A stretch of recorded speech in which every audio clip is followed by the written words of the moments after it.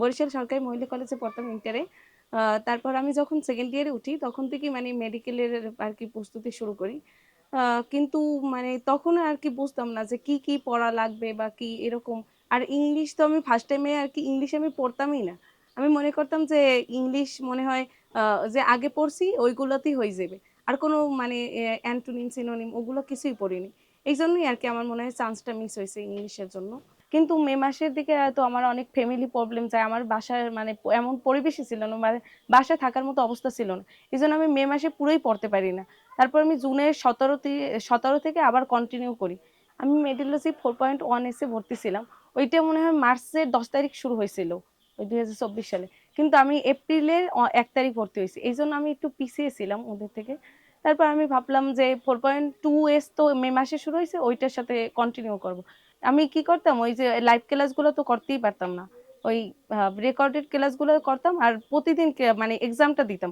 পড়ি আর না পড়ি ওই এক্সামটা দিতাম। এইজন্যই মানে একটা সিকোয়েন্স এ থাকতো। তারপর আমি মান্থলি এক্সাম দিতাম, উইকলি এক্সাম দিতাম। একটা এক্সামও মিস করতাম না। ১ম এই হচ্ছে হাফিজ ভাইয়ার ওই যে কেমিস্ট্রি আর বায়োলজি। মানে আমার কেমিস্ট্রিতে মানে ১ম থেকেই ইন্টারের শুরু থেকেই দুর্বলতা ছিল। আমি মানে বলতে গেলে এসএসসি তেই আমার মানে কেমিস্ট্রির জন্যই আমার রেজাল্ট সবসময় খারাপ হইতো। এসএসসি তে খারাপ হইছে, ইভেন ইন্টারেও অনেক রেজাল্ট খারাপ হইছে। কেমিস্ট্রিতে এ মাইনাস আসে, আমার মানে এসএসসি তে এ প্লাসই আসে নাই। কিন্তু হাফিজ ভাইয়ার ওই যে মেডিলজির ১ম থেকেই যে এপ্রিলের শুরু থেকে যে ক্লাসগুলো করতাম ওই যে কেমিস্ট্রি ফার্স্ট পেপারের ২ আর ৩ নাম্বার অধ্যায়। এই ২ আর ৩ নাম্বার অধ্যায় আমি মানে ১ম দিকে ছিল না।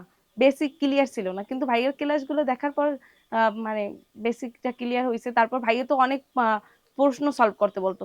মানে সবসময় বলতো যে প্রশ্ন সলভ করো, প্রশ্ন সলভ করো। আর তামান্না বলল যে, মা তুমি আমার অনলাইনে আমি কোচিং করবো, তুমি আমার ৭,০০০ টাকা দাও।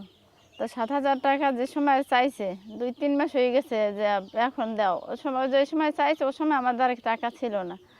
তার তরমুজ দিছিলাম, ওই তরমুজ বেচছে ওরে আমি কইছি যে না আমি যদি টাকা পাই তাহলে তোরে আমি তোরে ৭,০০০ আগে দিয়ে হেবার আমার অন্য কাছে। ওরে ৭,০০০ টাকায় তরমুজ বেচছে, ওরে ৭,০০০ টাকা দিয়েছি। তো আমি ওরে অনেক বুঝাইছিলাম যে আমি ই করে বাসায় কাজ করি বা আমার কিডনি বেঁচে হইলে তোর আমি মেডিকেল আবার পরীক্ষা দাম, তুই হতাশ হইস না, ভেঙে পড়িস না, এই তো কইছি।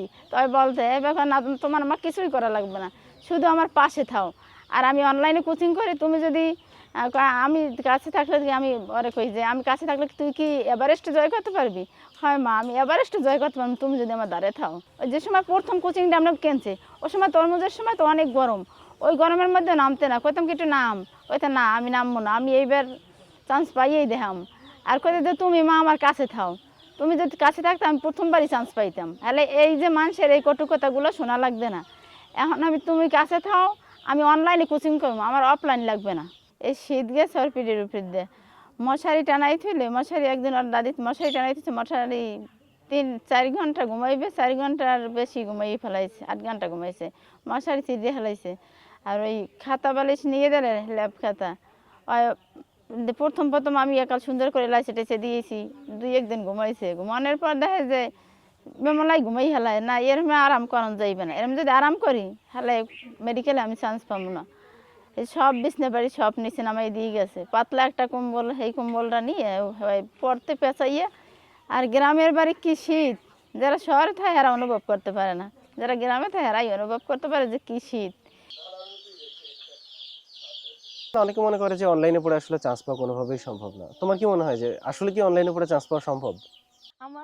আমার মানে এখন মনে হইতেছে যে অনলাইনে পড়ে শুধু চান্স না, ডিএমসি তেও টপ করা যায়। শুধু অনলাইনে পড়েই। তামান্না, তুমি মেডিলজিতেই কেন ভর্তি হলা? অফলাইনে অনেক কোচিং ছিল, অনলাইনে অনেক হ্যাঁ। কোচিং ছিল।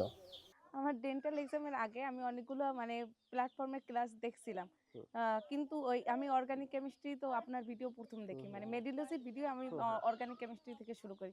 তো ওইখান থেকে ওই ডেন্টালে হুম, অর্গানিক কেমিস্ট্রি থেকে কিছু কোশ্চেন আসছিল। ওই হুম, কোশ্চেনগুলো আমি পারছিলাম।